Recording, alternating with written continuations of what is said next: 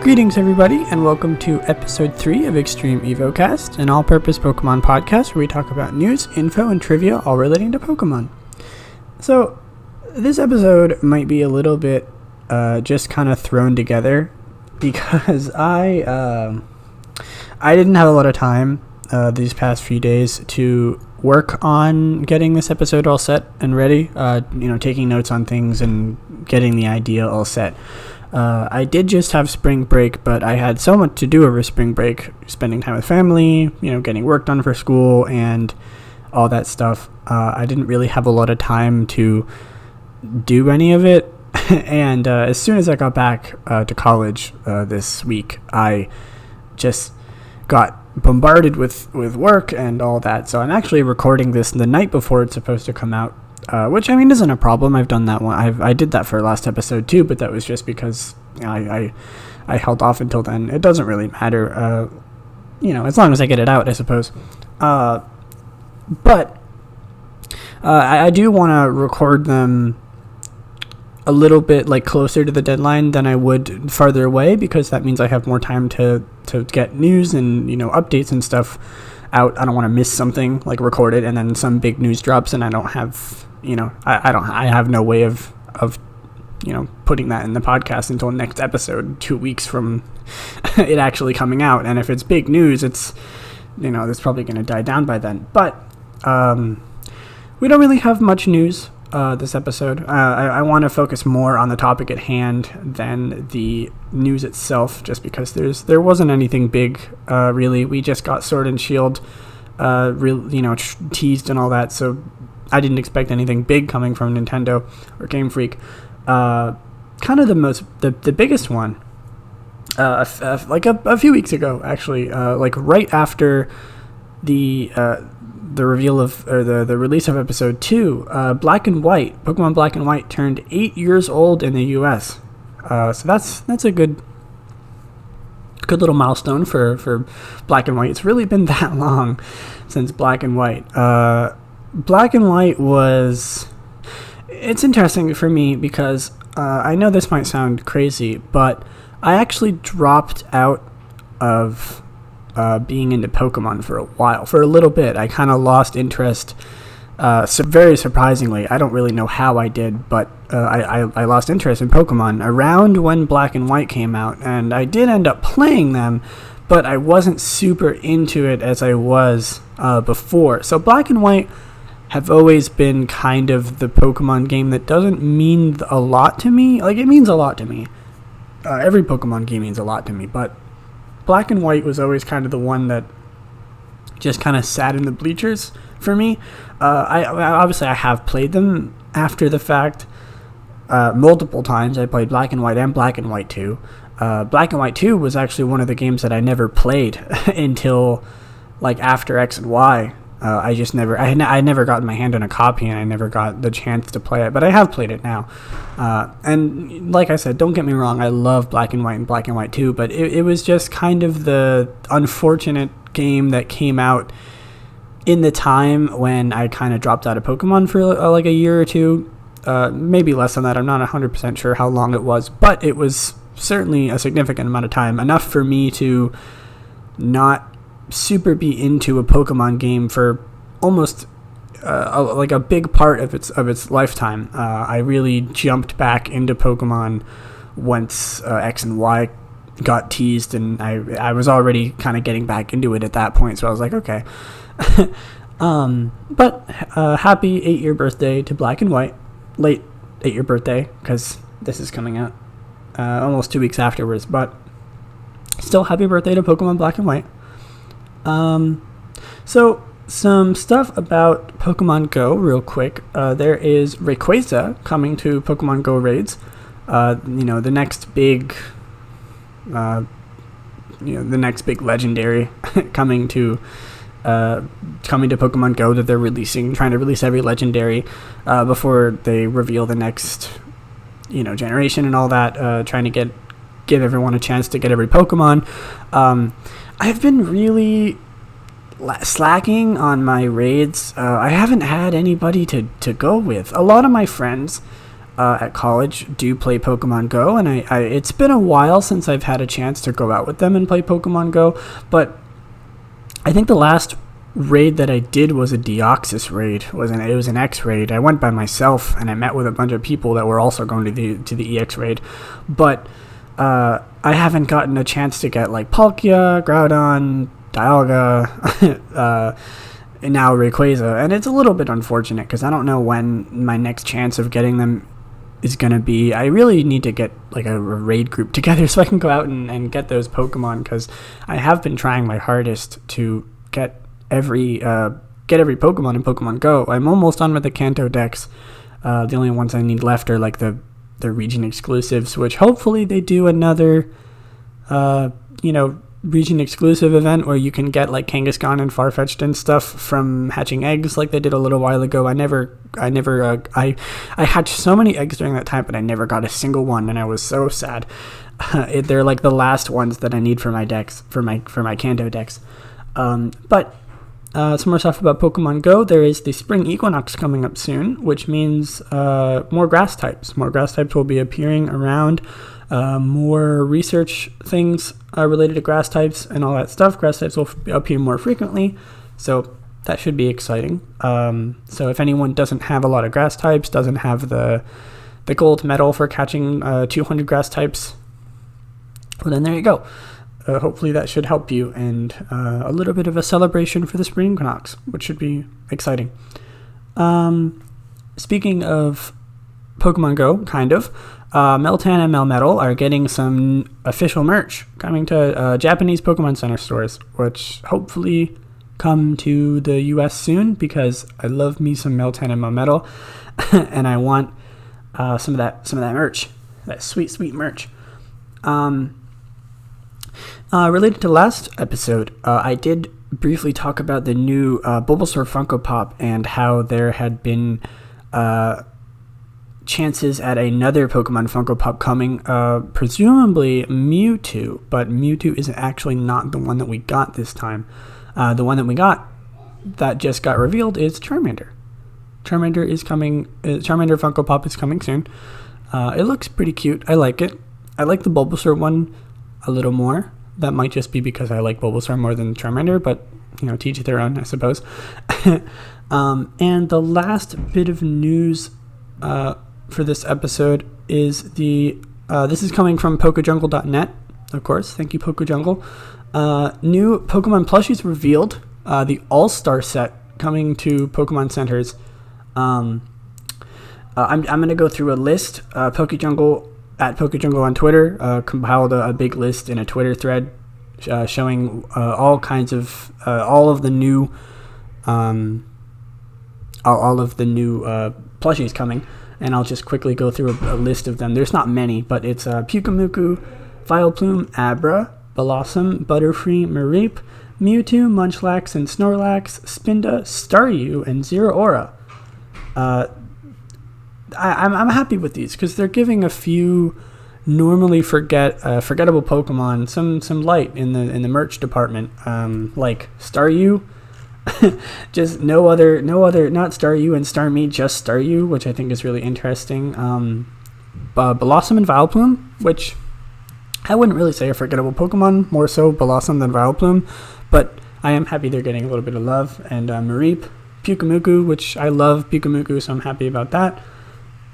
And of course the two legendaries, Mewtwo and Zeraora, which I'm glad that Zeraora is getting a little bit of love, because Zeraora's reveal has always been kind of a not really super hype one. Like, Zeraora is cool, but it was just another mythical that got revealed and didn't really have anything related to it in terms of events or anything like that. So it's just kind of there. It's just one of the mythicals that just got revealed, and then that's really it. So yeah, that's it for the news for today. We're going to jump into our main topic going in, which is typings. All about typings this episode. Pokemon types, all that jazz. This was originally going to be the topic of the second episode, but of course we got Sword and Shield revealed, so I couldn't pass up an opportunity to talk about Sword and Shield. So we're talking about Pokemon types today. Pokemon types have always been the kind of unsung hero when it comes to Pokemon as a game and like as game design and stuff, and like making Pokemon a unique game. Because like obviously it's an RPG, a very very different RPG than what was the norm back in the day when it was first made. Instead of having a party, you obviously you catch Pokemon, and instead of like separate powers, they have different types and different things that help you.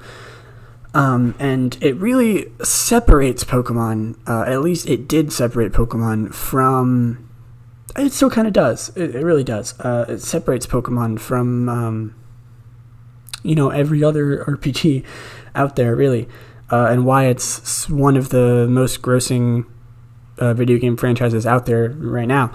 But like, typings have always been the biggest staple to Pokemon, in my opinion. The evolution, the different Pokemon, the battles, the story. I really feel like they would all be very different and very lackluster if Pokemon didn't have the special typing that they do, and how it relates to the game as a whole. The game design behind the Pokemon typings is a big topic that I want to talk about. Specifically, how well it works with the base design of Pokemon and how it works as like an RPG. Like, for example, every RPG has, some easy level progression system that works to guide the player in their first time through, or, any time through. And I think that Pokemon does this well with the level system, obviously, and trainers, gyms, all that stuff.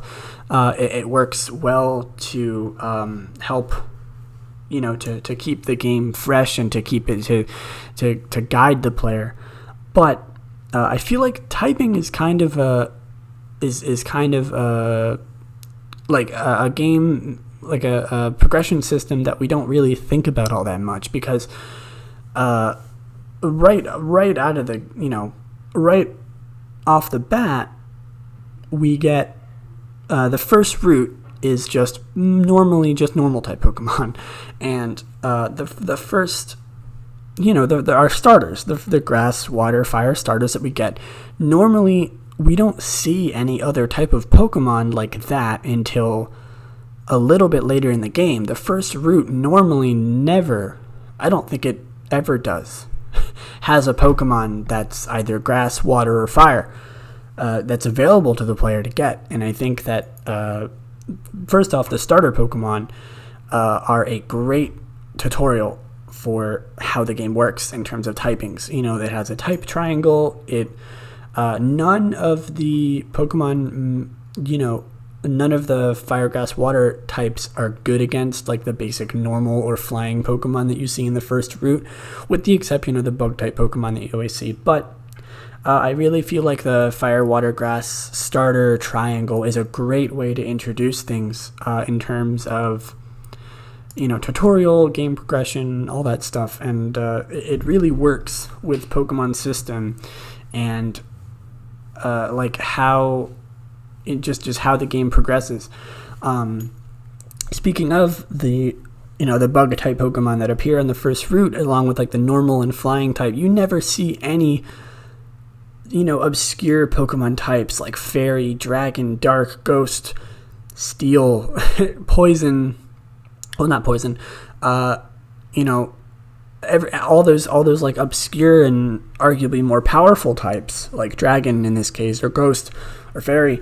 You never see those in like the first route. It's always just normal or flying or poison, bug, sometimes water, sometimes grass, sometimes, ground, rock with like Geodude and stuff, sometimes fighting with like Machop, but that's always like later in the game. That's always more, after the first gym. The first, like up until the first and arguably sometimes the second gym, never really has any Pokemon that are like obscure typings and more, they never have more than one type, or more than one type that are like super crazy together, like yeah, you see like a normal Pokemon or like a normal flying, but you never see like a normal fairy or like a normal, ice or anything like that. I don't even think that exists, but you know what I mean.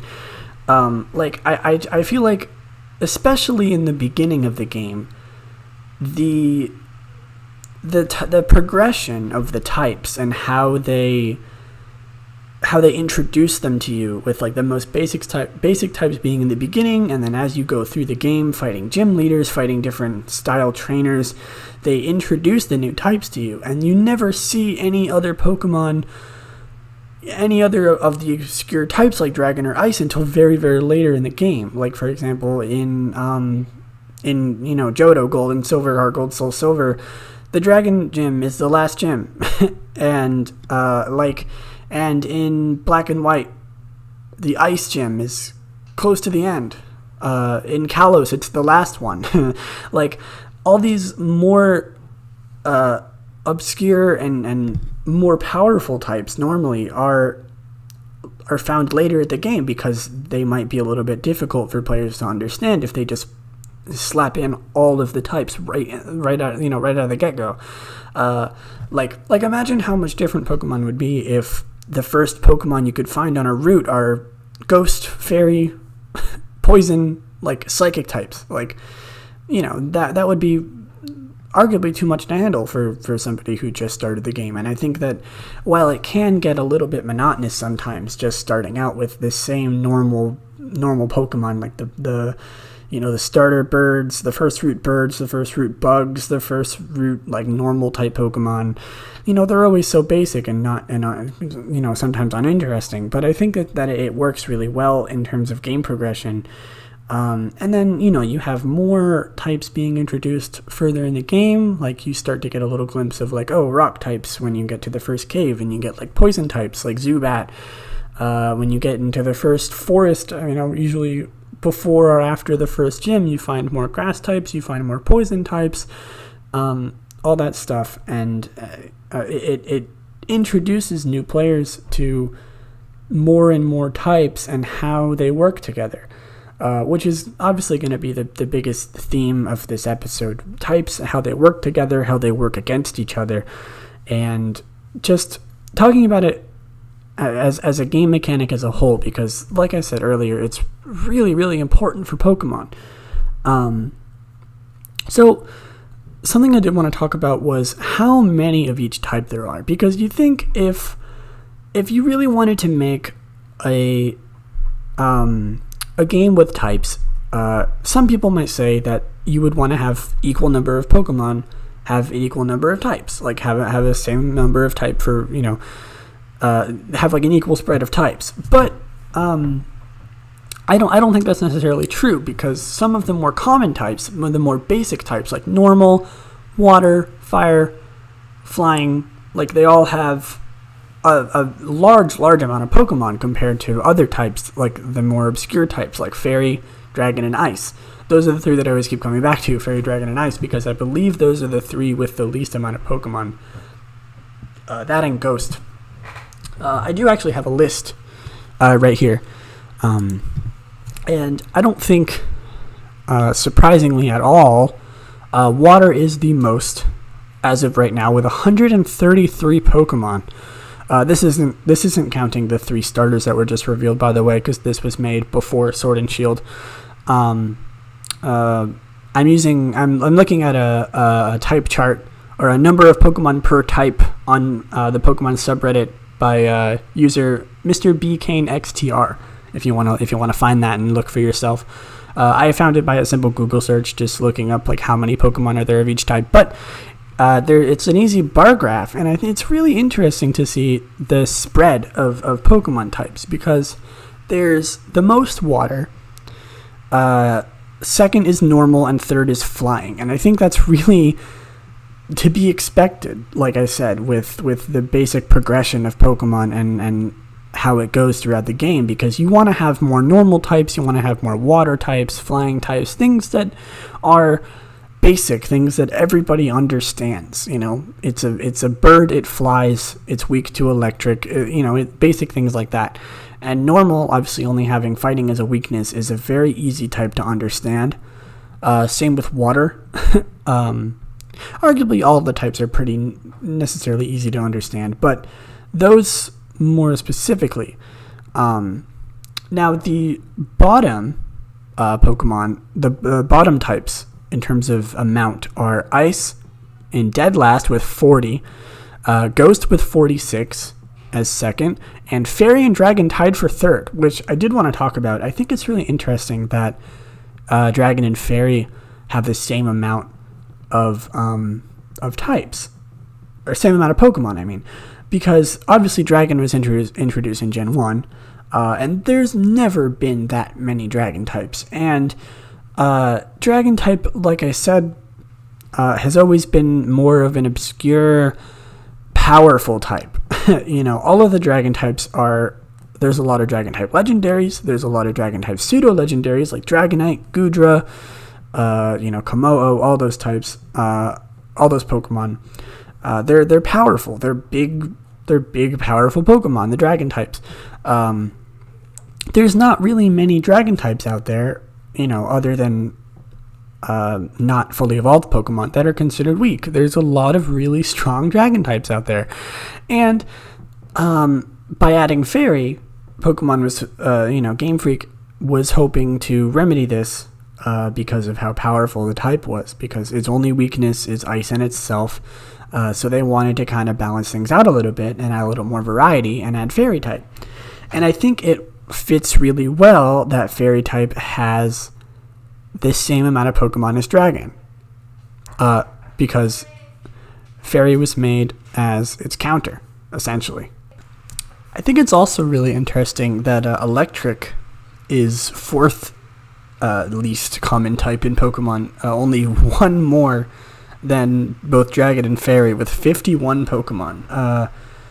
Electric, for me, has always been, kind of the fourth type in, the common grass, water, fire type, triangle. Not necessarily in the type triangle itself, but just, the notion of water, fire, and grass. Mostly because of... I feel like it's a little bit because of Jolteon in the... because instead of getting a water, fire, grass evolution triangle, we got water, fire, electric, which was always really interesting to me as well. They could have easily made Lillieceon or a grass evolution in the first generation, but decided against it for some reason, and went with water, fire, and electric for a type triangle with the evolutions. And looking at this chart, there's some pretty unexpected things, quite honestly, with types in terms of how common they are. Like bug, I expected way more bugs than there actually are. There's only 77 bug-type Pokemon compared to the 133 water types. I know water types are common, but I always kind of assumed that bug-type would be up there, considering how many basic common bug types there are in the progression of Pokemon in the first few routes, and even just how many bug types there are in general. It always seems like there's an abundance of them, maybe because they're so common in so many of the routes. Most of the other types are pretty common with what you'd expect, like poison, ground, rock, and fighting being around in the middle with 65, 60, 66, not really anything too unusual there. I think it's sad that Ice and lesser so Ghost are the two most uncommon types. Ice being my favorite type, with Glaceon being my favorite Pokemon. I think it's really sad, honestly, that there's only 40 ice types. I mean, compared to water type, there's almost a third of how many more than a third. There's more than 3 times as many water types as there is ice types, and I mean that's comparing the maximum to the minimum. But like I said earlier, you'd think that if Game Freak wanted to make kind of like a balanced game, they'd want to do pretty close to equal types for every type, numbers. But just some types are more obscure, some of them are more powerful, like dragon, ice, like I said, and that's why there's so little for that's why there's a lot less of them, and I think it's also really because water, like, yeah, there's a lot of water types, and that's to be expected because of how many fish and how common they are and how popular they are as a type, but a lot of them are pretty lackluster. Like most of the basic fish Pokemon are pretty, not very good. There's a lot of normal types, which is the second most common type, who are also very, very lackluster, not very strong, not very commonly used. A lot of normal types just kind of fall, under the radar in terms of useful and appealing Pokemon, in my opinion. Same with flying and grass. And then once you get out of that 4, which all 4 are higher than 100, other than grass, which is at 98, which is close enough to 100, psychic becomes, like, psychic is the 5th least most common type, and psychic starts to get into the realm of, yeah, there's a lot of really common, like, there's a lot of really strong Pokemon in psychic, and then with bug, kind of the same, fire, poison, ground, rock, as it gets from, it's almost as if the less Pokemon there are of a certain type, the more Pokemon there are of that type that are more memorable, stronger, more useful, more appealing, which I think is what Game Freak was trying to go for with the numbers and how they add up to each other. All right, we'll drop the topic of number, the number of Pokemon per type. I'm not sure how much longer I can talk about this, but like I said, if you want to check this out, I found it on r/Pokemon from user Mr. BKaneXTR. So if you want to take a look at that yourself and look at the numbers, I think it's really interesting. I was actually pretty surprised. I had a good idea at where the types stood in terms of how many Pokemon there were. I knew that water was the most, and I knew that ice was the least, but it's pretty interesting to see how other types stand up to the numbers. Okay, so a topic that I was actually my main inspiration for this episode and for the whole topic was kind of going towards was the logic behind Pokemon and their types, because I talked about this briefly with a friend, and if you're listening to this, you know exactly who you are, but I talked about this with my friend, and I always thought it was really interesting to look at the logic of Pokemon types and why they are the way that they are, in terms of design, what types they're good against, what types they're not good against, what moves they have, and obviously Pokemon has never been much of a, realistic game, but Pokemon has always been one of those games that really, it's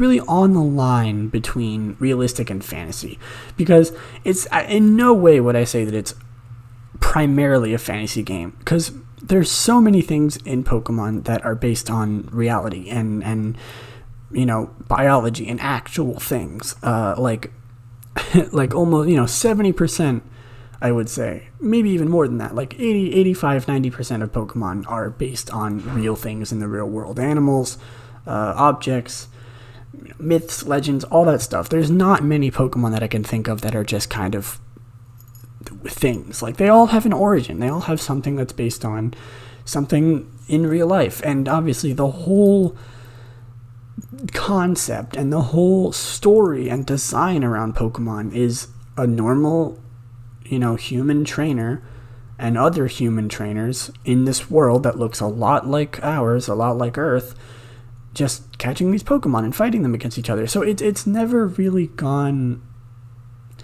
out of the realm of possibility in terms of, realistic things. It's not, there's no real magic, there's no real fantasy elements, there's no, like, other species than humans, other than the Pokemon, obviously, all of anything that isn't a Pokemon is either a human or an animal, which is, it's almost like it's an extension of our universe. And that's why I think that it's interesting to think about the types and the way that the types are designed and how they fit into to our real world and their inspirations, because it makes sense to think about them that way, because they've never really been, Pokemon has never really gone out of the ordinary in terms of super high fantasy or anything like that. It's always been pretty basic. So, like, what I'm talking about is, like, things like psychic type. Psychic type is based on the mind, based on, psychic energy, based on, sometimes it's even based on, like, intelligence, like with Alakazam. And I think it's really cool, if you didn't know this, all of Psychic's weaknesses and resistances are based on its, like, common fears, because it's based on the mind and based on, things like that. So its 3 weaknesses are Bug, Ghost, and Dark, which are all common fears. There's fear of the dark, fear of ghosts, and fear of bugs. And, like, that makes sense. That makes sense with logic. And, there's logic with fire being weak, or, fire being weak to water. Water puts out fire. Other things like, water being good against rock. Water breaks apart rock when it erodes rock. Water being good against ground, it erodes the ground. Basic things like that.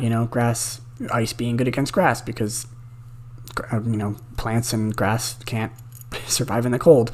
They need warmth, and everything like that. Basic things. Everything can be kind of put into, or most Pokemon type matchups can be put into a basic, understanding of why it works and why the way it is.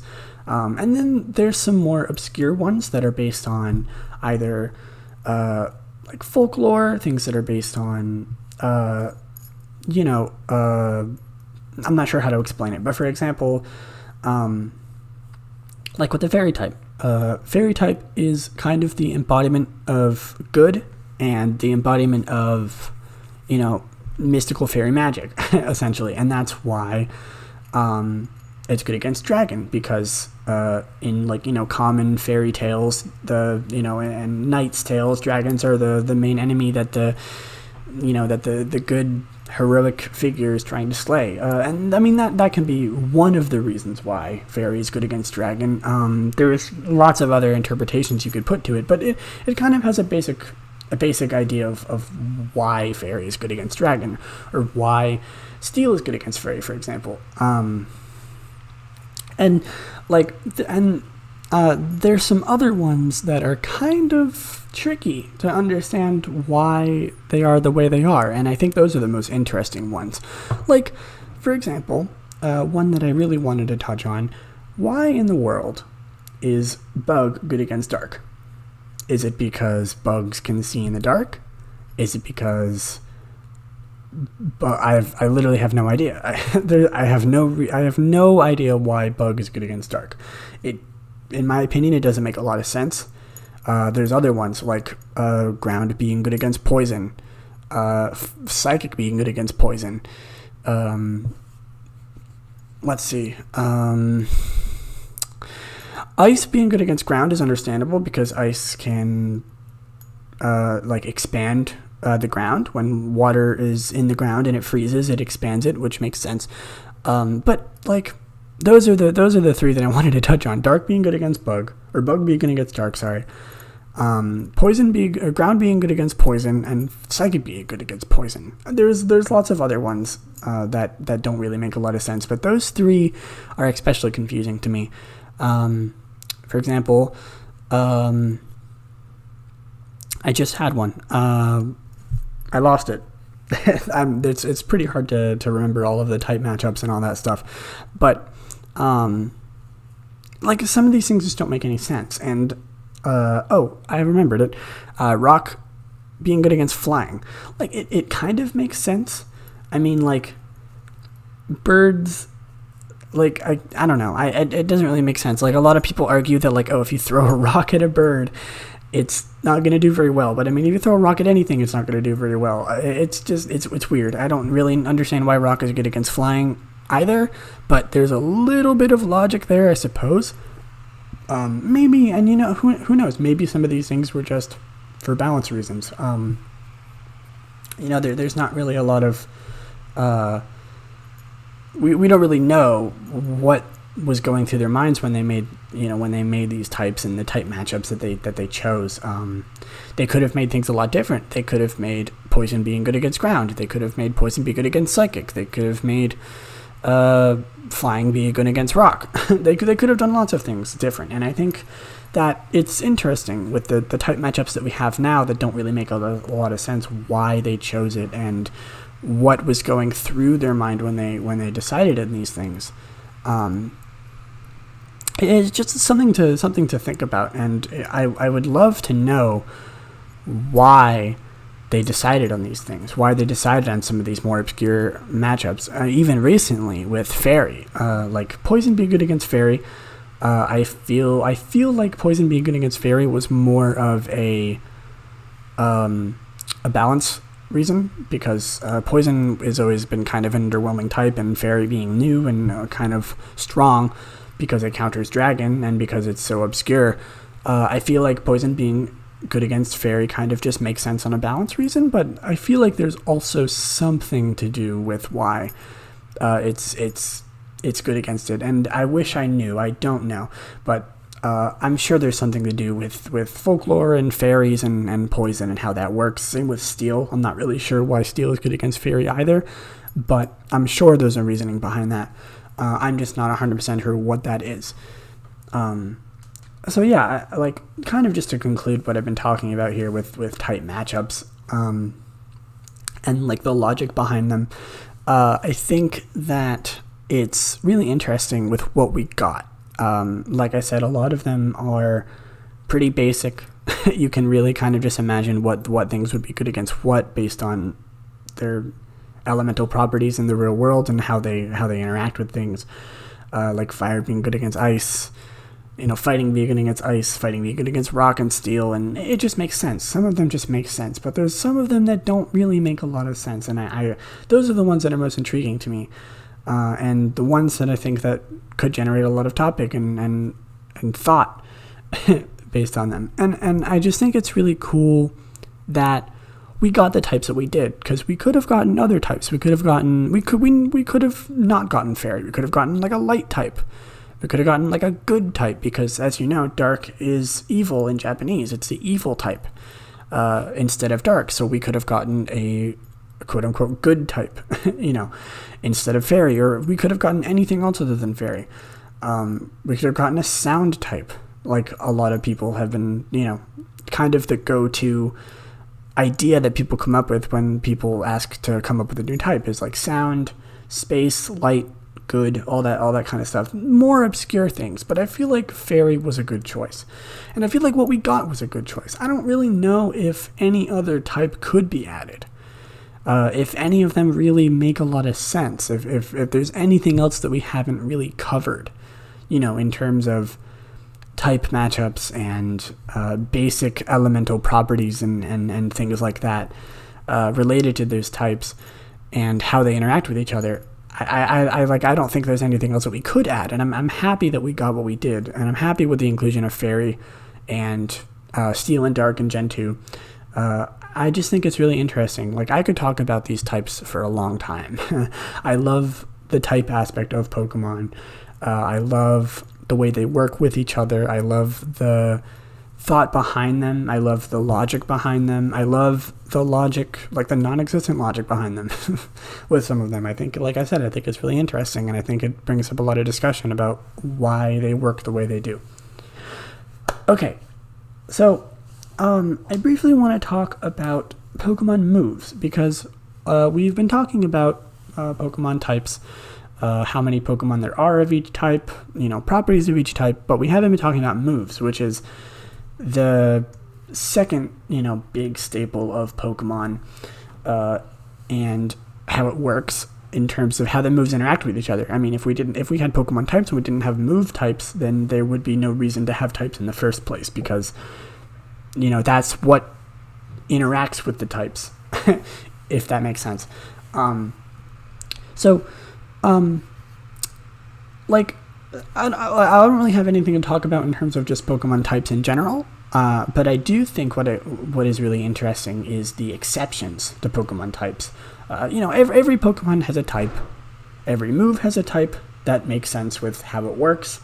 Or I guess the other way around, every move works the way it does because of its type.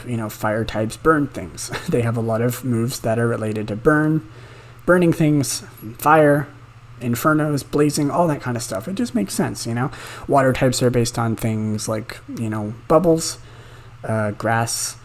A lot of grass types have moves based on the sun, leaves, vines, dragons have things based on like dragon breath.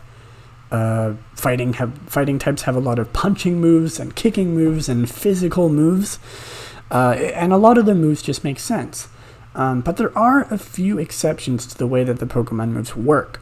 In terms of their types. First one I want to talk about is Flying Press. Flying Press is Halucha or Halucha signature move. It's the move that I believe only Halucha can learn. I may be wrong about that though, but actually I have the page open right now. Let me check. Yes, Halucha can, and also Pikachu Libre, but that's kind of a big exception, but so we'll say that it's Halucha's signature move. So it's a fighting type move, right?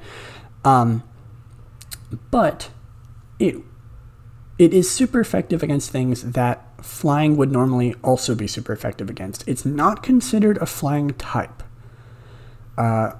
It is a fighting type move. It doesn't get any bonuses from items or things that boost flying type moves. It doesn't activate the berry that lets you take damage from a super effective flying type move. I think that's like a Culpa berry, something like that. But it acts as both types, but it's considered just a fighting type move.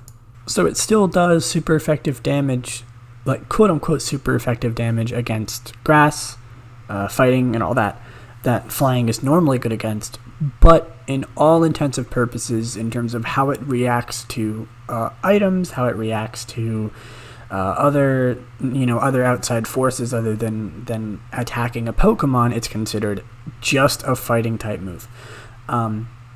There's other moves like that, but it's the only move in the game that is considered two types. It's not like other moves that I'm about to mention that are super effective, or it works against a certain move. Just that's what it does. It actually is considered a second type. It's super effective against everything that would be good against flying, and it also is not very good against things that normally would not be good against flying, or would not be, would take less damage from flying. But I think that there should be more quote-unquote dual-type moves. I don't think there should be that many, because it could be a little bit confusing, because, I mean, how often do people check the descriptions of moves? Because it doesn't actually say in the actual type of the move that it's flying and fighting. It labels it simply as fighting type, but in the description of the move it says it acts as a flying type move as well. So I definitely don't think that we should have more, because I feel like it would be a lot more confusing. But I think it is very interesting, and maybe one or two more would be interesting in terms of a design standpoint too, because Hawlucha is the flying fighting Pokemon, the only flying fighting Pokemon, and it has a special little signature move, and I think signature moves are really cool. I do plan on actually having an episode in the future about signature moves. Maybe not an entire episode, but it could be a little tangent on another episode that relates to that topic. But it's a topic that I really want to talk about because signature moves are very interesting. But I won't dwell too much on that.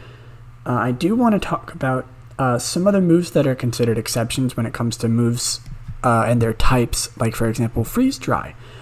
Freeze Dry is a ice type move, but it's super effective against everything else that ice is super effective against, but it's also super effective against water.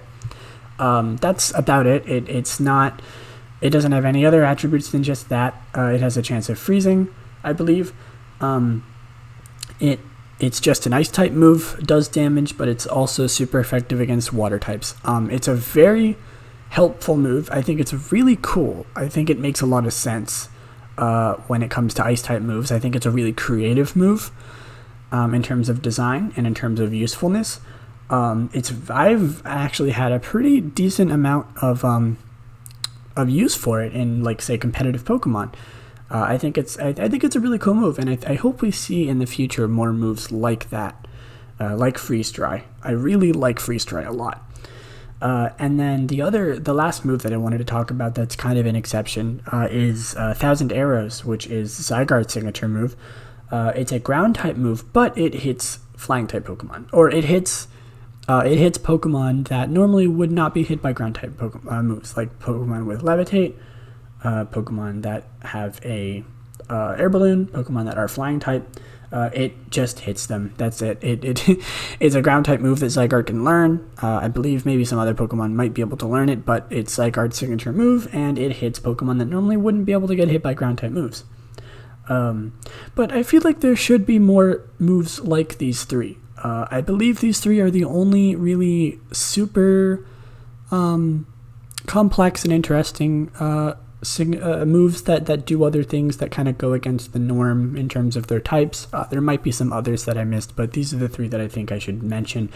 I think that there should be more moves like it. I think it's really cool and it's really interesting. I love exceptions when it comes to things in terms of games and the way that designs work, given that it's not too overpowered or it's not too complicated. I think that going out of the ordinary and going against the basic rules of something can make for a really, really interesting design in games. Let's see, for example, Smeargle. This is kind of a little bit of a tangent, but Smeargle could be said to be kind of a weird, just like an out of the ordinary Pokemon, because it can learn any move with its move sketch.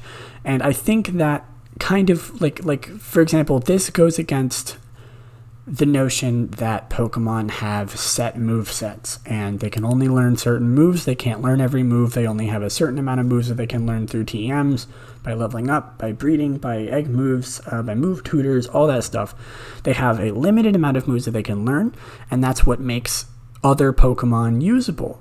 So people don't just use one Pokemon and that's it because they can learn any move, you know?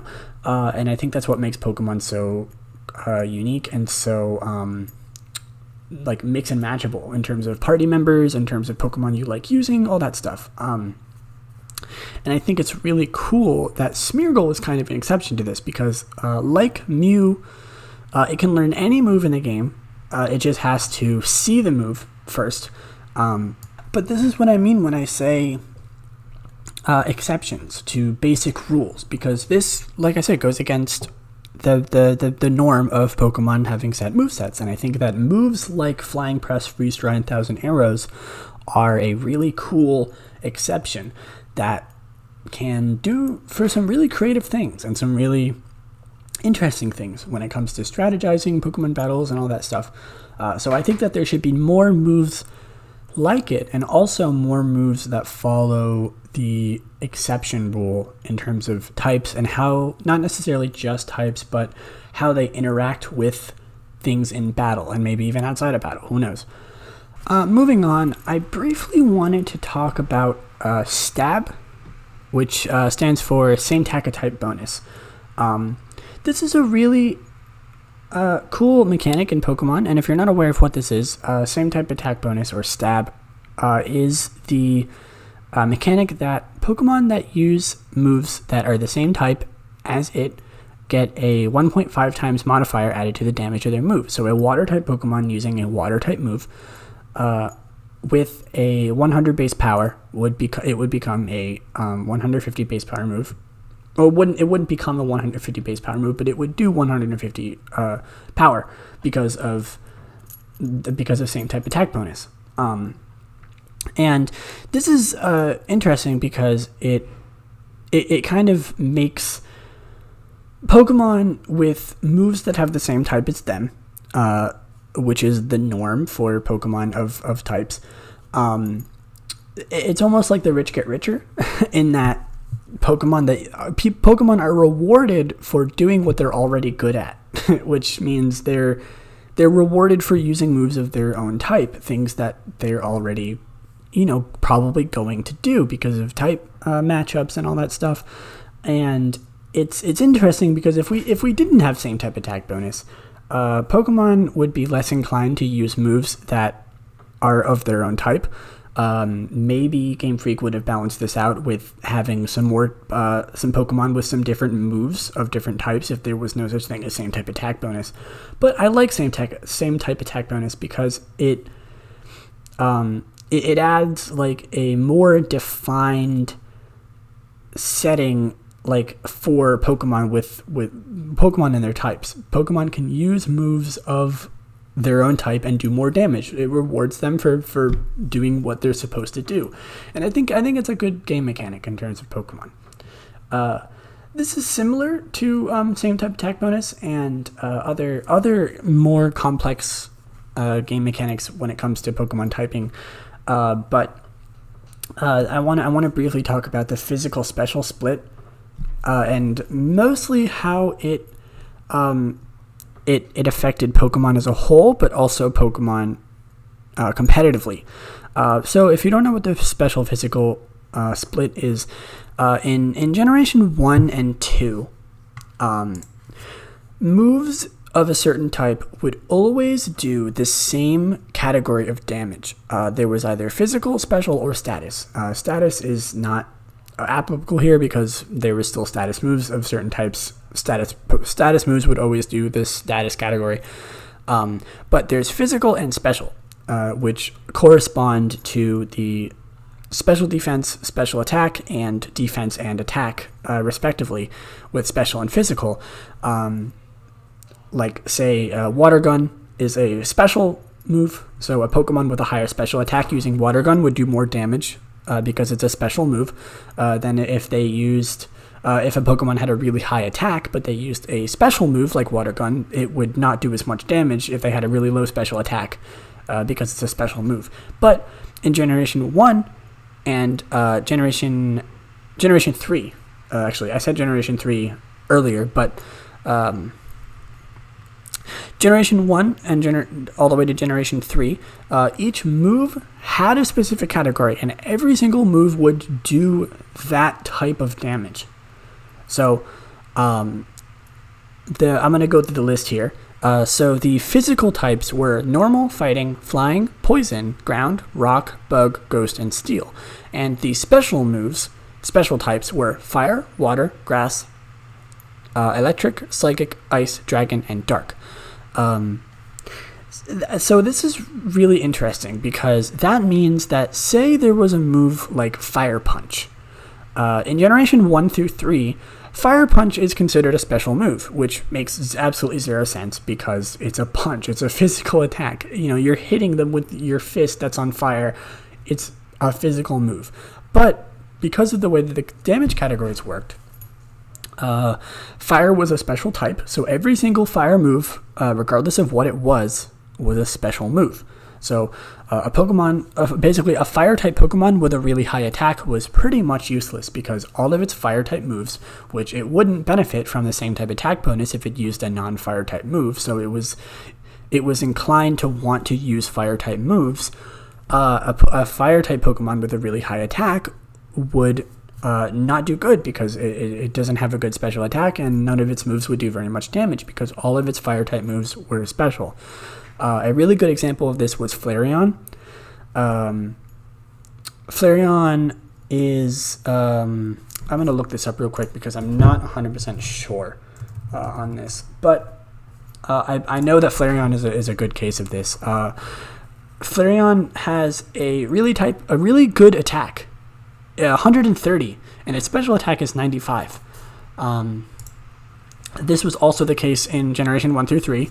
But in Generation 1, it did have a special stat of 110, or a little bit higher, but its attack is higher than its special attack. But all of its fire-type moves are special moves from Generation 1 through 3. So Flareon was not very good because a lot of its moves were, all of its fire-type moves are special, and its attack stat isn't really used all that much when using fire-type moves. I mean, granted, it could learn other moves, such as Body Slam, Hyper Beam. Those are kind of the go-to moves on Gen 1 Flareon.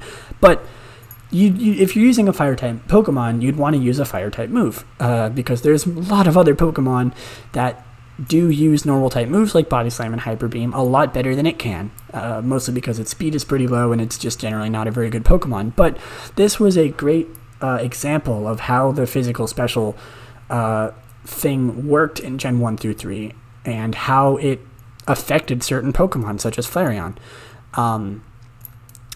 Because there were so many other Pokemon, like for example Snorlax, who could use Body Slam and Hyper Beam, Hyper Beam was a physical move in Gen 1, Gen 1 through 3, which makes it even scarier than it is now. It's actually, I believe, one of the strongest moves in the whole game, if I remember my Gen 1 battle strategies correctly. But, so a Pokemon with a really high attack stat would be able to use Hyper Beam, and it would do insane amounts of damage because Hyper Beam was considered a physical move back then, because it's normal type, and normal is a physical move. And I think that if Pokemon continued to work like this, it would be very, very interesting and a lot different than what it is now, at least competitive Pokemon. I like to think that Fairy type would probably be a special move if this was still the case, because there's actually 1, 2, 3, 4, 5, 6, 7, 8, 9 physical types, in Gen 1 through 3, and there's only 8 of special. So I feel like if they were to add Fairy, it would kind of work out, and it would become, it would be a special move just because of the way that Fairy types work and what their moves are like. But I just think it's really interesting how this changed and what it entailed in terms of battling in Gen 1 through 3. And I don't really think about this all too much when I play through like my Gen 3 game. Like I'm recently playing through Sapphire, and I didn't even really think about the physical special split, or lack thereof, I suppose. But it's not really something I think about, but it's a really big deal when it comes to battling. So one last thing before we go into the first segment of the episode. We're a little bit short on time here because it's already an hour through the episode, and I do want to talk a little bit about just the types specifically, but I'd have a few more things I want to talk about. For example, legendary typings. Legendaries are kind of a weird case when it comes to typings because there's so many. There's not a lot of legendary Pokemon. Obviously they're the legendary Pokemon, so there's not going to be that many of them. But I think it's really interesting that some legendaries even got the bad deal, or some types got the bad deal when it comes to legendaries, because other than Ultra Beasts, which aren't really considered legendaries, they are, but they're also not. There's no poison type legendary. The only poison type, quote unquote poison type legendaries are Nihilego, Poipole, and Naganadel, which are Ultra Beasts, so I can't really consider them legendaries. But so there's no official legendary or mythical Pokemon that is a poison type. and how there's so little normal type legendaries, ice type legendaries, fighting type legendaries. With fighting type, there's only like the 4 swords and Meloetta, and I believe that's it. And maybe one of Mewtwo's Mega Evolutions is fighting, but compared to how many legendaries there are, there's like no fighting types. There's no ice, there's not a lot of ice types, there's not a lot of normal types. The only one I can really think of right now is Meloetta and Regigigas. There might be others that I can't remember. But there's a really weird split in terms of common types and not so common types in legendaries. Like, if you want to, look up a list of the legendaries and see what types there not really a lot of legendaries of. And I think this kind of goes into the strength of each type and how useful some of the types are, because obviously if there's a really strong Pokemon of a certain type, that type is going to be generally pretty good. Like, there's a lot of good fire type legendaries, like Heatran and others. And I think that like other types such as poison, where how there's no poison type legendaries, it kind of does a little bit of a dent into its usefulness or appeal, because there's no overly strong Pokemon that are these obscure types, or not even obscure. Like normal is not an obscure type, but there's like no normal type Pokemon or legendary Pokemon like Regigigas and Meloetta. They're pretty not very good when it comes to competitive Pokemon. So, or even they're not even that really accessible when it comes to casual Pokemon either. So it does a little bit of a, it hurts the type a little bit when it comes to evening it out in terms of usefulness and things. And I think that's really interesting. So I'm going to go into the first segment of the episode. There is a second segment this episode. I want to start doing more segments, more creative segments, maybe some in the future once this podcast starts to get a little bit up there. I want to take some suggestions. I want to take some, possibly take some submissions when it comes to suggestions. Like I could look over, certain teams you could submit. Like fans could submit certain prompts. Fans could submit things that people want to hear me talk about in terms of Pokemon and when it comes to the segments. But what I'm going to do for the rest of the episode, for the last half an hour or so, maybe 20-25 minutes, I want to do the first segment, and then I'm going to go into the Pokemon types individually and just talk very briefly about what I think of them, how I think they add up in terms of their usefulness, their design choices, all that stuff. Just go through them one by one, kind of like a speed round, and then we'll do the second segment, and then I'll do like the second half of the types, and then that'll be it. So for the first type, segment, sorry, got types on the mind. For the first segment, it's Random Pokemon of the Week. You know it well, where we choose a random Pokemon every week and we talk about it. We go through its stats, go through its design, we go through its competitive stuff. We even do a rating on its shiny form.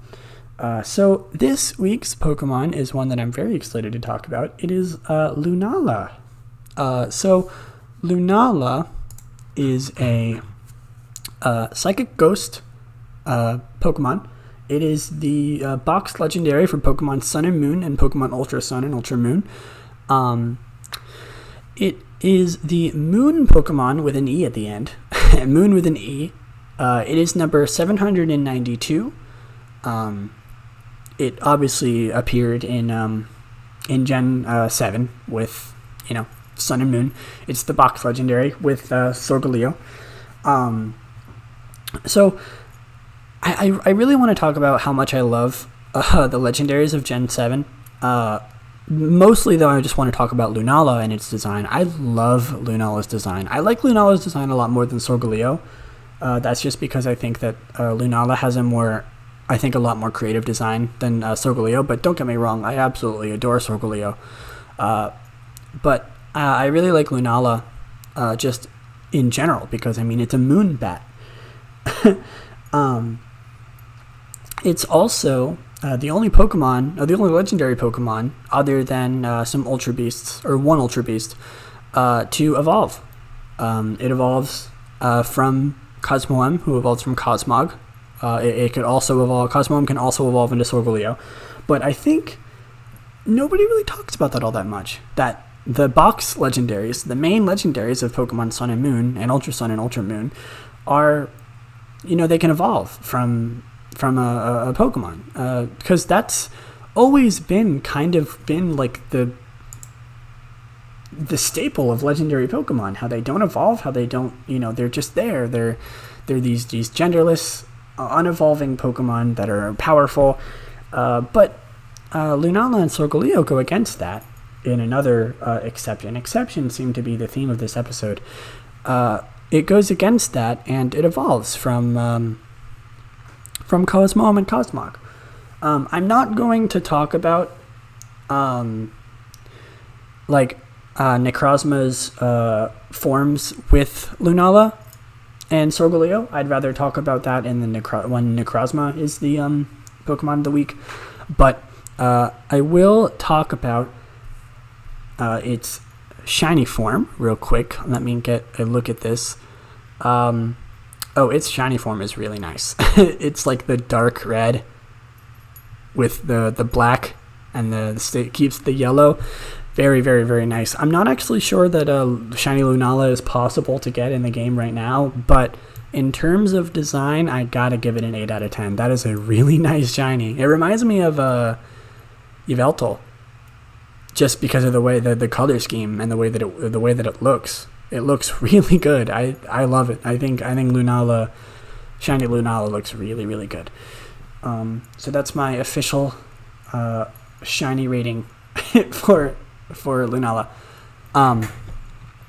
Now I do want to also say that I forgot to go over the competitive stats, or the competitive information on Lillieceon last episode, unfortunately, but I'm not going to go through that again. Lillieceon's not really that fantastic competitively, but I am going to focus on Lunala competitively now.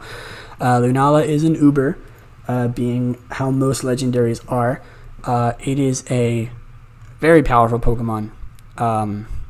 The most basic moveset that Smogon recommends is a Calm Mind Lunala set with Calm Mind, Moongeist Beam, Psyshock, and Focus Blast or Moonblast, with Lunalium Z, Shadow Shield, Timid, and 244 special attack IVs or EVs, 12 special defense EVs, and 252 max speed EVs. Its ability, Shadow Shield, when the Pokemon is at full HP, damage taken from attacks is halved. Moongeist Beam, Sunsteel Strike, and Mold Breaker, Terravolt, and Turbo Blaze abilities cannot ignore this ability. So it is a pretty strict ability. It's kind of like Dragonite's ability, where it takes half damage from the first move that it takes at full HP, which is very useful for such a powerful Pokemon such as Lunala. It mostly works as a wall breaker. It's just a very strong Pokemon with same type attack bonus, ghost type attacks. Lunalium Z, Calm Mind, kind of like a setup wall breaker. Yeah, overall, a very, very, very good Pokemon for Uber, and I've seen it in Ubers quite a bit. Not as much as you would expect, but quite a bit. So a little bit more about Lunala before we wrap things up here is its infamous cry in the game when you talk to it, Mahina Pia. Unknowns to me, I actually didn't know this until today, is actually it's actually a kind of a distortion of the Hawaiian phrase for full moon, Mahina Piha.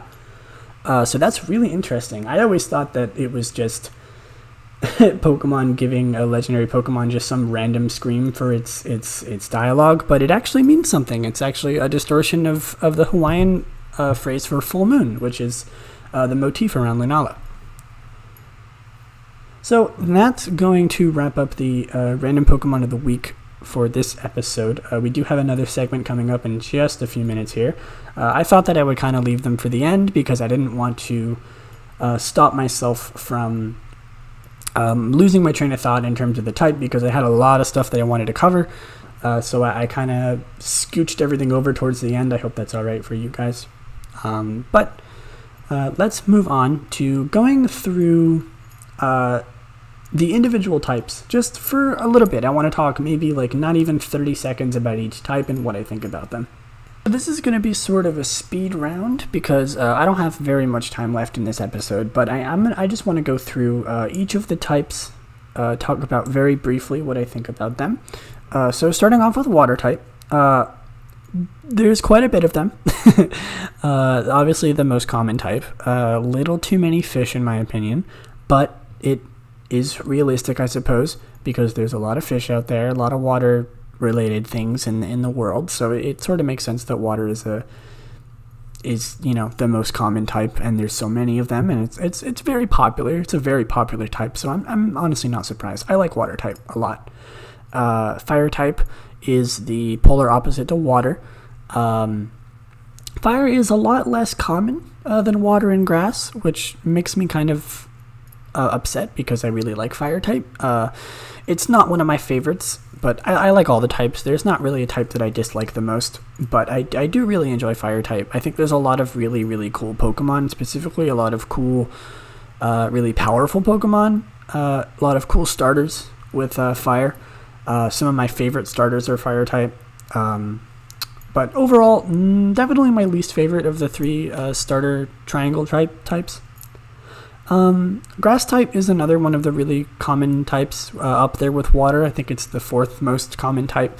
Grass is actually one of my favorite types. I really like grass. A lot of my favorite starters are grass type. I really, really enjoy grass. There's a lot of really cute small Pokemon related to grass. Not a lot of the grass type Pokemon are very like menacing or scary, and I think that's really admirable in the type. I think it's really cute. I like grass a lot. So electric, I mentioned this earlier. Electric, to me, kind of didn't really stand out as much as the other three. The other three, because I always kind of saw electric as like the other like missing link between the three original, the starter types. I always kind of saw it as like the substitute almost for when one of them couldn't be applied, like say with the evolutions with Jolteon.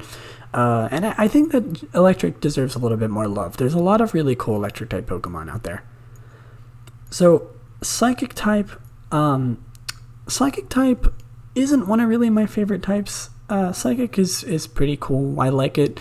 I'm saying that I like them for a lot of these types, but that's mostly true. I don't really have anything against any of the types. I just thought it would be, I just thought I could briefly talk about the types, just what I thought about them, to kind of tie everything together. Psychic has a lot of really cool design Pokemon, a lot of like more obscure things related to the mind, related to psychic energy, powers, kind of tropes and like psychic, mental power, and I think that's really cool. I think that Psychic is a really interesting type when you explore deep into it, and I think it's one of the coolest types, honestly. So, Ice type. Ice type is actually my favorite type. It houses my favorite Pokemon, Lillieceon. And most of the Ice types are my favorite. I love Ice. I like that we have quite a few Ice type legendary Pokemon. Articuno being my favorite. I really like Articuno. I like Kyurem.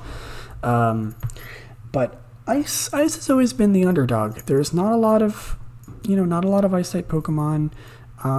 It's pretty commonly agreed on that it's the worst type out there because of how defensive it is, but how not so good it does defensively. It has a lot of defensive moves and defensive Pokemon, but they don't do defensive very much. It's not a very good offensive type either because it doesn't nothing resist ice but itself, which, I mean, come on, like ice only resists itself. It doesn't resist any other move that's pretty sad when it comes to Pokemon types, and that's saying something. So ice is pretty generally considered the worst type. Unfortunately, it has the least amount of Pokemon in the type. Very, very lackluster in terms of just compared to the other types, but very well-designed Pokemon, very well-designed moves. I really like Ice personally. I know a lot of people who think that Ice should just be taken away from the game, but I don't agree on that at all. I love Ice. Ice is one of my favorite types, or it is my favorite type. Just honestly, it just needs some more love. It needs more Pokemon. It needs better moves. It needs better stats. It needs better type matchups with other types. I think Ice needs a very strong rework, just compared to the other Pokemon types. So, Dragon type is another one of the types that I've been talking about the entire episode, saying that it's obscure. And I do really like Dragon. So many of the Dragon type Pokemon are very, very strong. There's not that many weak Dragon type Pokemon out there. And I think that's really cool. I think we need one of those types. Types that are very, very, very strong, but very scarce. Very rare, like dragons tend to be.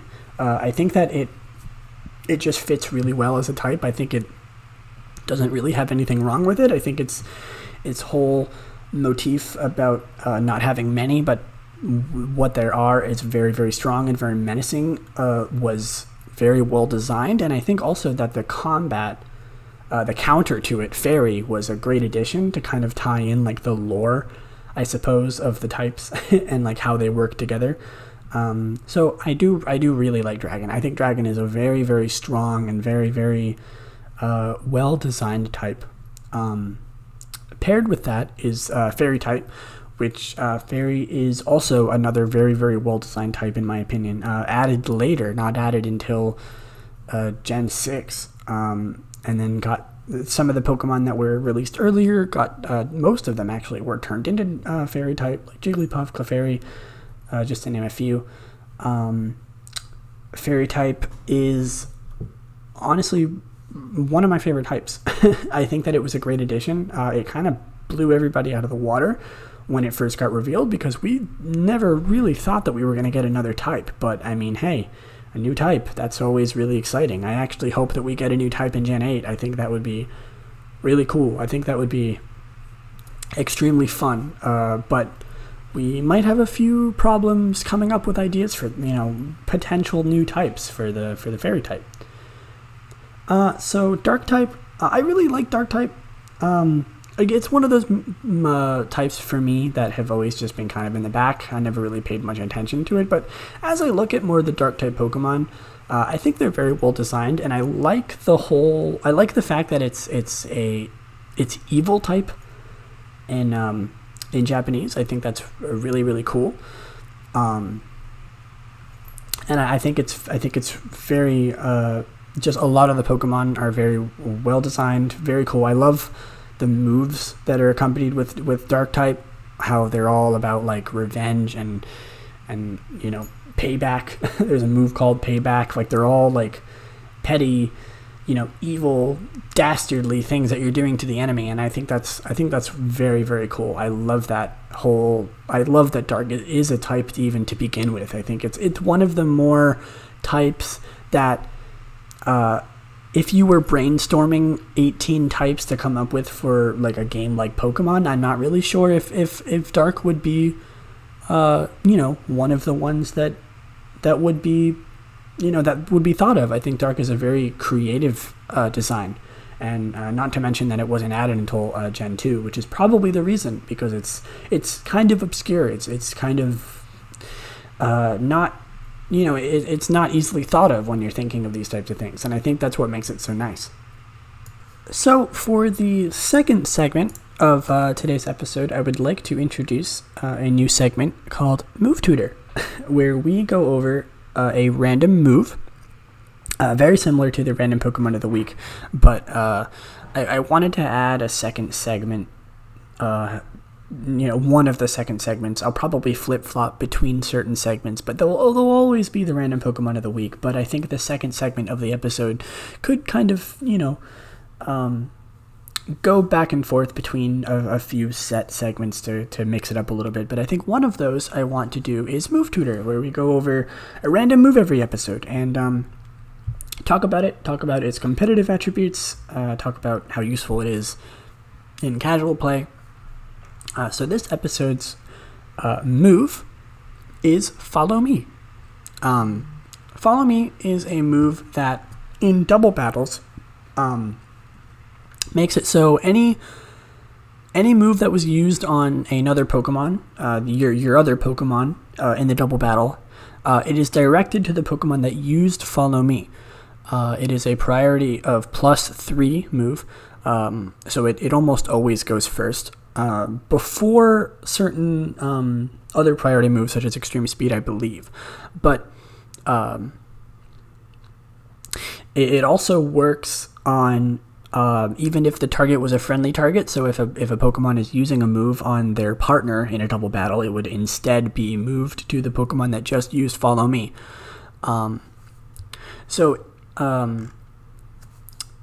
Moves that are moves that are 2-turn moves are directed if it is used on the same turn as it. So they'll say you use Fly, and then the Pokemon uses Follow Me. It will be, or the Pokemon uses Follow Me, and then you use either Fly or Dig. It will still work. The Pokemon will still go up in the air.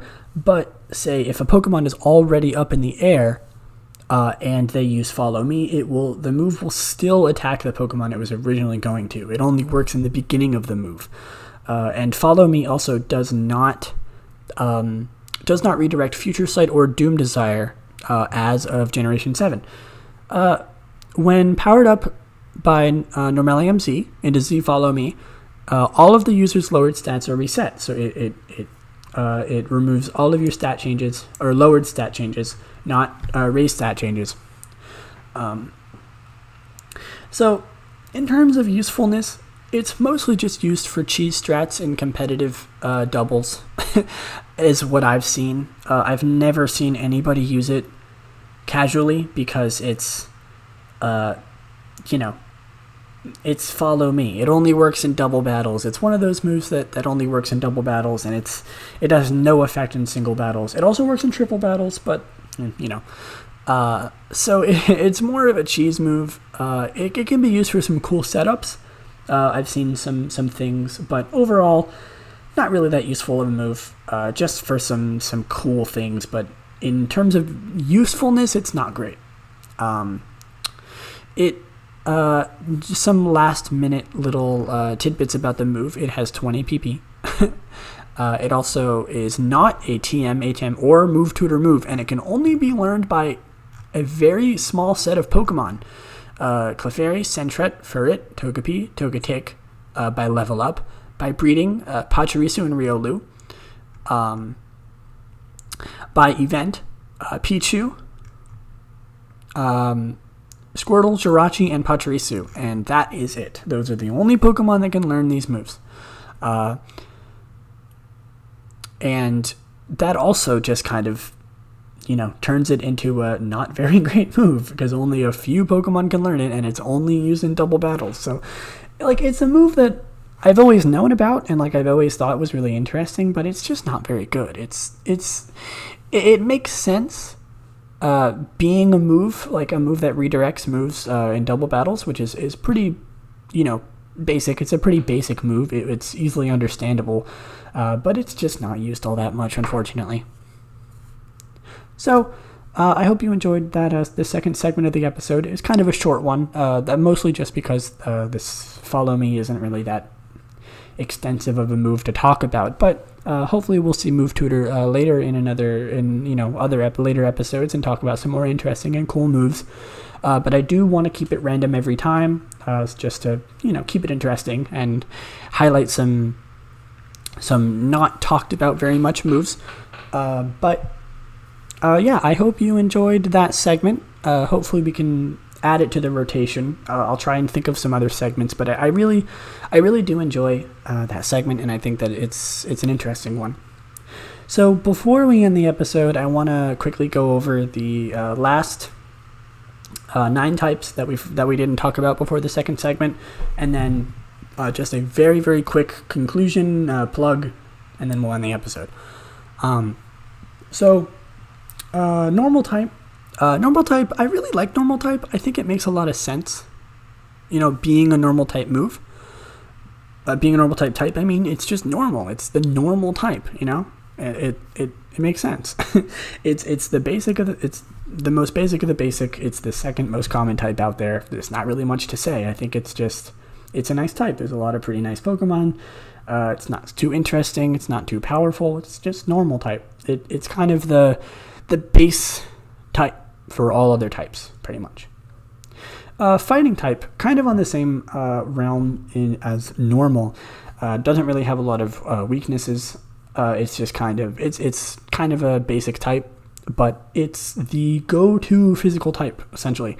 It's the physical type. It's fighting type, I like fighting type. I think there's a lot of really, really cool fighting type Pokemon that don't get a lot of love. There's not very many fighting type legendary Pokemon, which I think should be changed. There's a few fighting type Ultra Beasts, but I think fighting type legendary Pokemon are really interesting because it's a fighting type. It's fighting type. It's like martial arts, getting physical, and if you think about a legendary godlike Pokemon, you wouldn't really think of it using those types of things. But I think the ones that do are very interesting. I think that their designs are very cool. Flying type. Flying is another one of those types, kind of like normal. It's the go-to bird, air type, But I do really like flying type. There's a lot of really, really cool flying types. It's the third most common type. There's a lot of flying type legendary Pokemon. There's just a lot of flying type Pokemon in general. And I think without flying type Pokemon would be very different. So I think it's a staple. It's one of the ones that makes the most difference in Pokemon. I really do think. I don't think that there's that many super strong flying types. It's kind of the one that has a lot of weak Pokemon, not a lot of great Pokemon. But there's a few exceptions to that. There's some good Pokemon out there that are flying type. Poison type. Poison, I always feel like gets kind of the bad end of the stick. The short end of the stick. I mean, it's. I like it. I like it a lot, and it seems like it's kind of lackluster in terms of creativity and extensiveness. It's just kind of there. There's nothing really interesting about it. It's just poison. I think a lot of the moves are really interesting, focusing on toxic and poisoning people and sludge and trash and just gross poison things. But I think what Poison needs is a good addition of Pokemon, because there's only 66 Pokemon, or Poison-type Pokemon, or so. Actually, that might not be true. Hold on. There is, there's 66 Poison-type Pokemon, and little fact here, half of those Pokemon were added in Generation 1. There were 33 poison type in Generation 1, and then the rest of the 33 were spread out across 6 more generations. So I think poison type needs more Pokemon. Just because so many of them are Gen 1, and so many of them we're so used to and have seen so much of them already. We need more. We need more. We need more creatively designed poison types, and I think that's what the type needs. But overall, very nice type. I like it a lot. I'm saying that for most of these, but ground type. Ground has always been actually one of my favorite types. Ground is actually right below poison, with 65, one less than poison type, but it's been more of a spread across the generations. Ground type has always been kind of like ice, where it's almost like a version of another type, because rock and ground are really similar, and they could almost be combined into one type. Kind of like, say, if there were, say, different developers working on the game when it was first being created, maybe they would have excluded ground type as a type, because it could just be put as rock type. It's one of those types that are very, very similar to another type, and it's kind of interesting in that sense. But I do like its inclusion, and I think there's some really, really interesting Pokemon in that are ground. Speaking of rock, rock is the next one. I like rock a lot. Rock has always been kind of forgettable in terms of a type, because you never hear like, oh, my favorite Pokemon is like insert basic rock type Pokemon. Like, rock is just kind of there. Rock is there's some cool rock type Pokemon like Tyranitar is a good example. Gigalith is pretty cool, but like a lot of the rock type Pokemon are just kind of unappealing in my opinion. But they're all good. Don't get me wrong. I love all Pokemon. I love every single one of them. I don't have any beef against any of them. But rock is just kind of lackluster. Not really doing much, but it's there. You know. Bug type. Bug type is actually the type, like I said earlier, that there's a lot less than I thought there was, but I really enjoy bug type. I think that there's a lot of really cool bug type moves that make a lot of sense. And bug is another one of those interesting types that is like, it's obscure. It's not, it's pretty weird that it's included, you know. Bug, like, there's a lot of bugs in the world, but bugs are, you know, interesting. I think bugs are I think the bug type is an interesting one, and I think its inclusion is really creative, and I really enjoy it a lot. That being said, though, bug, I think, is another one of those Pokemon types that like people just assume aren't very good because there's a lot of, you know, basic bug types in like the first and second routes of the game, and then they don't really see any other ones. There's a lot of like basic bugs that are like the fully evolved butterflies, like Dustox, Beautifly, Butterfree, Vivillon, you know, kind of a lot of just lackluster Pokemon in the bug type, just because of how common they are and how associated they are with just the first route and the basic bug, like flying, like the basic bird. In every route, you know, every game, all the first routes have like a basic bug, a basic bird, and I feel like bug needs a little more love because that's all people really associate with bug type. Finally, last two types, ghost. Ghost type is another interesting one. I meant to mention this in Dragon, but really interesting in terms of Generation 1, because Ghost and Dragon were both the two types that there were only one Pokemon line that had the type. With Dragon, it was the Dragonite line, and with Ghost, it was the Gengar line. There's only one line of Pokemon that had that type. 3 Pokemon, you know, the Gengar line, and I think that's really interesting. And if we just stayed with Gen 1 and never included any other Pokemon, it would be a lot different. And Ghost and Dragon would be, I don't even know what they would be, because there's only one Pokemon line with them. Same with Ice, pretty much. There's only a few Ice-type Pokemon, Gen 1, compared to others. But Dragon and Ghost specifically, you know, they only had one line. But over the years, with the later generations, there's been obviously more Ghost types, and I think that they've done a really good job with all the Ghost types. I really like a lot of the Ghost types they've added. Some really cool, you know, folklore, history designs with the ghosts, which are, you know, good, a good way of adding ghosts, because, you know, they, you know, different folklore with ghosts, different you know, myths with ghosts. Ghosts are a common theme with myths and legends and all that, and I think that having that is a good way of expressing that medium in terms of designs for Pokemon. So the final type that I'm going to talk about for this episode is Steel type. Last but not least, of course. Steel type, I really enjoy Steel type. I'm literally saying that for every single type. But Steel is another one of those obscure types. Like Dark, it was added in Gen 2. And I think that it's like it's Steel type. It's the defensive type. It makes sense in terms of a gameplay design. You know, it's the defense type. It's the strong, not very hard hitting, but you know, defensive type. It makes perfect sense. It's like rock, but more defensive. There's nothing really else to say, but it just makes sense. It's a little bit obscure in terms of its origin, because steel is a more modern thing and not found naturally in the world, but I think that it just makes sense in terms of a gameplay design, and I think that steel is a good addition to the game. So that's going to wrap up this episode for this week. I hope you enjoyed. This has been Lillie. You can find me on my Twitter at Lillieceon, Lillieceon. Also, same name as my YouTube.